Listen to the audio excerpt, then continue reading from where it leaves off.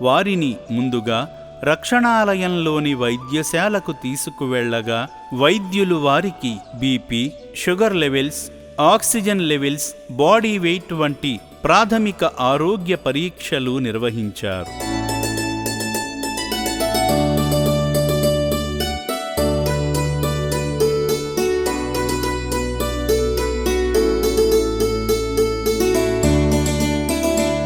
అనంతరం అట్టలు కట్టి ఊడల్లా పెరిగిన జుట్టును తొలగించి శుభ్రంగా స్నానం చేయించి దాతలు ఇచ్చిన కొత్త బట్టలు ధరింపజేశారు.